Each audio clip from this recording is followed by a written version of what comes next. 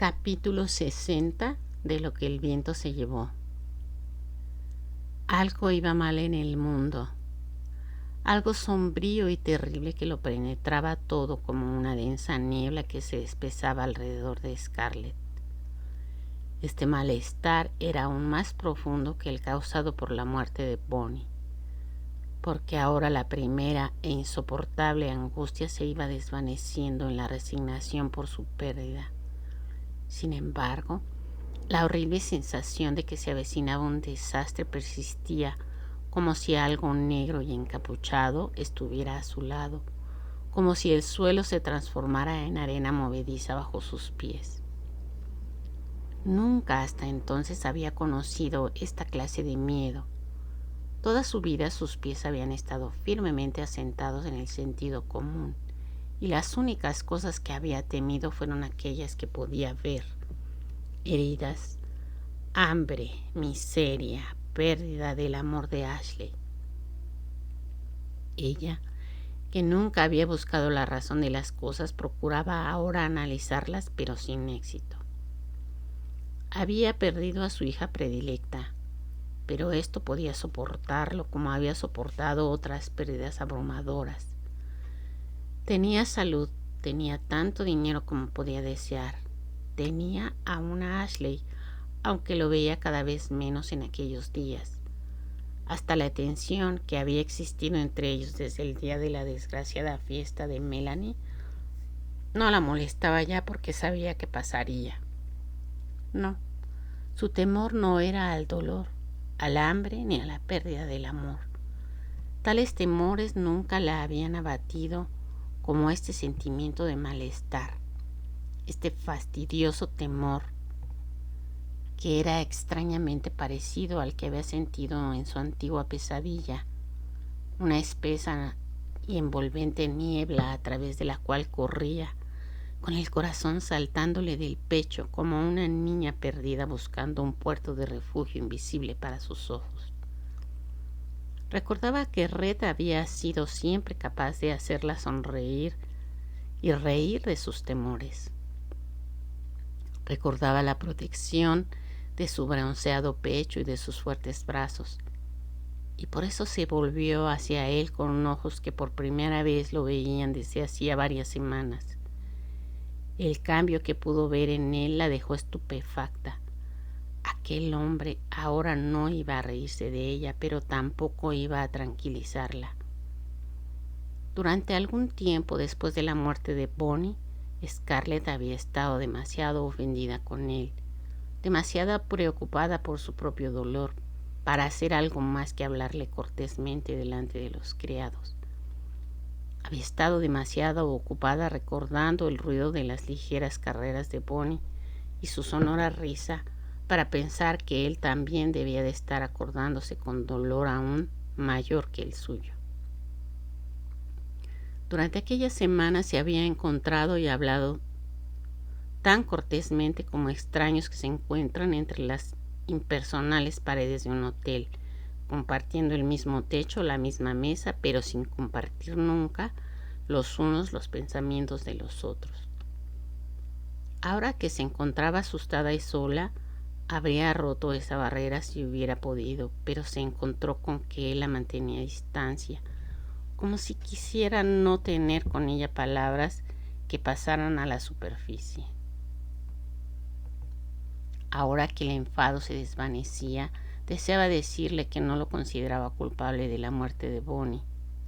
Deseaba llorar en sus brazos y decirle que ella también se había sentido extraordinariamente orgullosa de lo bien que su hija montaba a caballo, extraordinariamente indulgente con sus hazañas. Ahora se habría humillado con gusto y hubiera admitido que solo le habían lanzado aquella acusación instigada por su dolor, como si hiriéndolo a él esperara aliviar su propia herida. Pero nunca llegaba el momento oportuno. Él la miraba con una mirada inexpresiva que no la invitaba a hablar. Y una vez aplazadas, las disculpas resultaban cada vez más difíciles de exponer y finalmente imposibles. Scarlett se preguntaba cómo era posible esto. Red era su marido y entre ellos existía el indisoluble lazo que une a dos personas que han compartido el mismo lecho y encarnado y dado la vida a un hijo querido, y contemplado cómo aquel hijo pasaba prematuramente al reposo eterno. Solo en los brazos del padre de aquel hijo podía encontrar consuelo en el intercambio de recuerdos y penas que los herirían al principio, pero que luego los ayudarían a soportarlos. Pero ahora, tal como las cosas estaban entre ellos, lo mismo hubiera podido refugiarse en los brazos de un extraño. Red rara vez estaba en casa. Cuando se sentaban juntos a cenar iba generalmente embriagado. Ya no bebía ahora como al principio, aumentando su cortesía y su mordacidad a medida que el licor se iba apoderando de él y diciendo cosas divertidas y maliciosas que le hacían reír aunque no quisiera. Ahora estaba silencioso, tenía la bebida triste y se ponía como una verdadera cuba. Algunas veces le oía, en las primeras horas de la madrugada, llegar por el patio trasero y llamar a la puerta de la vivienda de los criados para que Pork lo ayudara a subir las escaleras y lo metiera en la cama. Red, que siempre había resistido la bebida como nadie, ahora era tan descuidado como cuidadoso había sido antes, y a Pork le costaba agrias discusiones el conseguir que se cambiara de ropa antes de cenar. El exceso de whisky se le notaba en la cara y las duras y acusadas líneas de sus mandíbulas se borraban con hinchazón enfermiza bajo las bolsas que se formaban en sus sanguinolentos ojos. Su enorme cuerpo, con sus fuertes músculos, parecía flojo y desmadejado, y la línea de su cintura comenzaba a engrosar. A menudo no volvía en toda la noche y ni siquiera mandaba aviso para que no se lo esperara. Lo más probable es que en esas ocasiones estuviera borracho roncando en algún cuarto de una casa de bebidas, pero Scarlett siempre imaginaba que estaba en la casa de Bella Watling. Una vez vio a Bella en una tienda. Era una mujer fuerte y obesa que había perdido la mayor parte de su atractivo, pero a pesar de todas sus pinturas y su llamativo arreglo, su aspecto era casi el de una robusta madre de familia. En lugar de bajar los ojos o mirarla desafiadora como hacen otras mujeres ligeras cuando se enfrentan con señoras, Bella devolvió mirada por mirada, buscando su rostro con una intencionada mirada casi compasiva que hizo ruborizarse a Scarlett. Pero ahora Scarlett no podía acusar a Red. No podía enfadarse con él, ni pedirle fidelidad, ni tratar de avergonzarle. Lo mismo que no podía resolverse a presentarle sus excusas por haberle acusado de la muerte de Bonnie. Se sentía agarrotada por una asombrosa apatía, por un sentimiento de desamparo que no podía comprender, un desamparo que se hacía más profundo que nada de lo que había conocido jamás. Estaba sola y no recordaba haber estado nunca tan sola hasta entonces. Tal vez no hubiese tenido tiempo de sentirse sola. Estaba sola y sentía miedo y no tenía a nadie a quien volverse, a nadie excepto a Melanie, porque ahora hasta mamita, su brazo derecho, se había marchado a Tara, se había marchado para siempre. Mamita no había dado ninguna explicación de su partida. Sus ojos viejos y cansados miraban tristemente a Scarlett cuando le pidió su autorización. A las lágrimas de Scarlett y a sus súplicas para que se quedara, mamita solo contestó: siento que la señorita Elena me manda marchar y me dice: mamita, vete a casa, tu labor está terminada. Y por eso me voy a casa. Red, que había estado presenciando la conversación, dio a mamita el dinero para el viaje y con unas palmaditas en el brazo le aseguró: tiene usted razón, mamita. La señorita Elena tiene razón. Su labor aquí está terminada. Váyase a casa. No deje de decirme si alguna vez necesita algo. Cuando Scarlett rompió en órdenes indignadas: cállate, idiota. Déjala marchar. ¿Cómo puede nadie que quiera que quiera quedarse en esta casa ahora. Y había un destello tan salvaje en sus ojos que Scarlett, asustada, se alojó de él. Doctor Maid, ¿cree usted que puede haberse vuelto loco?, preguntó después, recurriendo al doctor en aquel terrible desamparo. No, respondió el doctor, pero está bebiendo como un pez y se matará si continúa así. Quería a la niña, Scarlett, y estoy seguro de que bebe para olvidarla, y ahora mi consejo es que le dé usted otro hijo lo más pronto que pueda. Ay, pensaba Scarlett amargamente al salir de su consulta, es más fácil decirlo que hacerlo. Con alegría tendría otro hijo, varios hijos, y con eso desapareciera aquella expresión de los ojos de Red y se colmara el doloroso vacío de su pobre corazón. Un chico que tuviera la postura morena de su padre y otra niña. Oh, otra niña bonita, alegre y voluntariosa y llena de risa, no como la casi anormal Ella. Oh, ¿por qué? ¿Por qué no se había llevado Dios a Ella si era preciso que se llevara a alguno de sus hijos? Ella no era un consuelo para Scarlett, ahora que Bonnie se había ido, pero Red no parecía desear otros hijos. Al menos nunca volvió a entrar en su alcoba, aunque la puerta ya nunca estaba cerrada con llave, sino por lo corriente, invitadoramente abierta. No parecía preocuparse de Scarlett, no parecía preocuparse de nada ahora, excepto por el whisky y por aquella rolliza mujer pelirroja. Red era ahora cáustico cuando antes había sido firmemente burlón, brutal cuando sus dardos habían sido antaño suavizados por el ingenio. Después de la muerte de Bonnie, muchas de las señoras de la vecindad cuyas simpatías le habían reconquistado su cariño a la niña estaban ansiosas de demostrarle su afecto.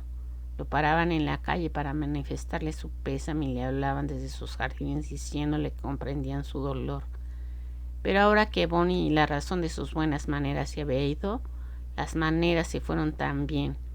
Interrumpía a las señoras y sus bien intencionadas manifestaciones de pésame de manera grosera y ruda. Pero cosa extraña, las señoras no se ofendían, comprendían o creían comprender.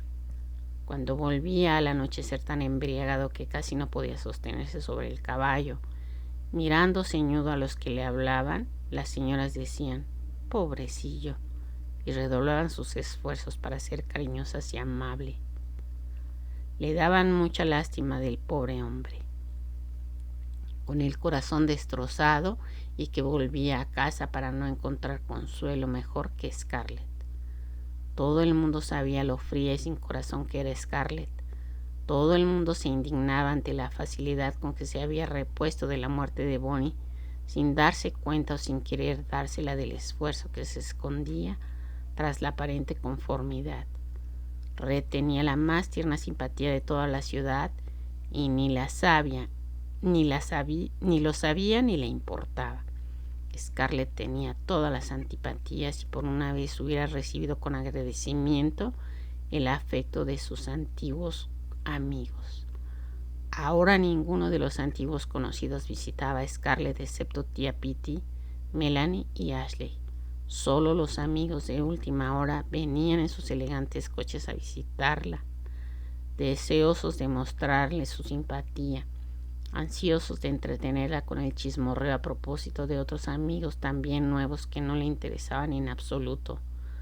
Todo era gente nueva, extraños todos, no la conocían, no la conocerían nunca, no tenían la menor idea de lo que había sido su vida hasta alcanzar la segura opulencia en la mansión de Peachtree Street. No tenía interés alguno en hablar de lo que había sido su vida hasta conseguir los terciopelos, los brocados, las victorias y los troncos de caballos. No sabían nada de las luchas, de las privaciones, de todas las cosas que había hecho.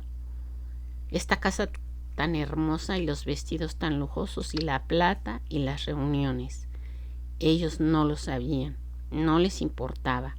Esta gente sabía de Dios dónde, que parecía vivir siempre en la superficie de las cosas, no tenía recuerdos comunes de guerra, de hambre, de lucha, no tenía raíces comunes que se hundiesen en la misma tierra roja.